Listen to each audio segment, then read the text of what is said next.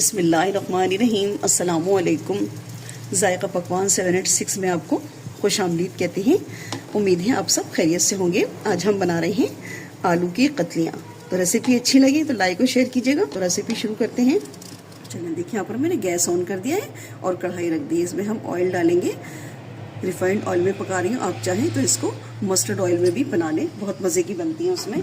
तो बस यहाँ पर सबसे पहले हम क्या करेंगे, पहले ना आलूओं को ना थोड़ा सा हम फ्राई कर लेंगे ताकि इसमें एक अच्छा सा सौंधापन आ जाए आलूओं के अंदर। तो बस मैं आलू फ्राई करूँगी हल्के हल्के से, बस इसके किनारे जो है वो गोल्डन से होने लगे।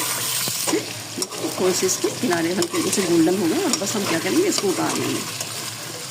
चलिए देखिए, इसी तेल में जिसमें हमने आलू फ्राई करे उसमें डालेंगे हम ज़ीरा।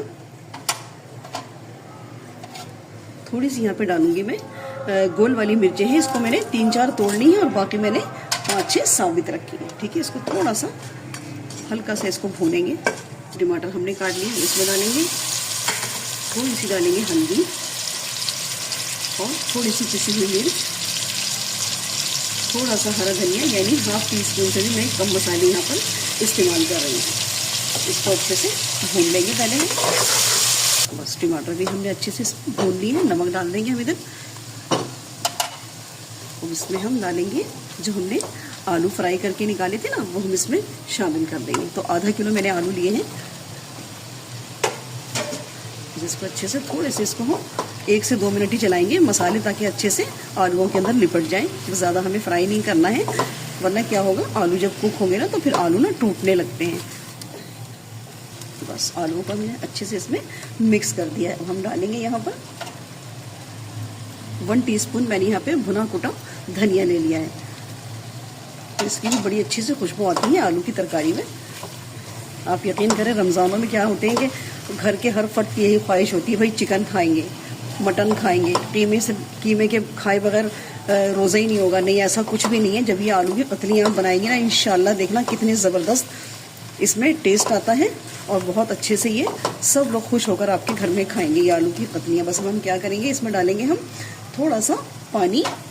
तो पानी को साइडों में करके इस तरह से डालना है, क्योंकि हमने आलू फ्राई करे ना, बस आलू पर नहीं डाले। नीचे से जब स्टीम उठेगी तो जो कुछ आलू की रही सही कसर है ना, वो इसमें पूरी हो जाएगी। तो बस मैंने यहाँ पर आधे कप के करीब पानी डाला है और इसमें क्या करूँगी, मैं दम वाली आँच पे इसको पकाऊँगी। 4 हरी मिर्चें डाल देते हैं और इसको लगाएंगे कवर। फ्लेम को करेंगे लो और इसको रख देंगे 10 से 12 मिनट के लिए। बिस्मिल्लाहिर्रहमानिर्रहीम। देखिए, इसको कम से कम मैंने 15 से 18 मिनट बिल्कुल दम वाली आंच पे पकाया है। और ये देखिए माशाल्लाह कितनी अच्छी सी, बहुत तरकारी हमारी ना सूखी भी नहीं है और बहुत ज़्यादा इसमें पानी भी नहीं। देखें कितनी अच्छी से तरकारी हमारी बन गई है। बस इसको क्या करेंगे, हम थोड़ा सा अलट पलट करेंगे और इसमें डालेंगे हम धनिया थोड़ा सा, जो इसकी खूबसूरती को बढ़ाता है सालन की।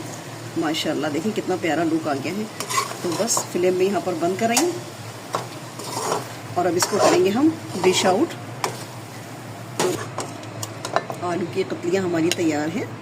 रेसिपी अच्छी लगे तो लाइक ज़रूर कीजिएगा और चैनल पे नए हैं तो चैनल को भी सब्सक्राइब कर लें।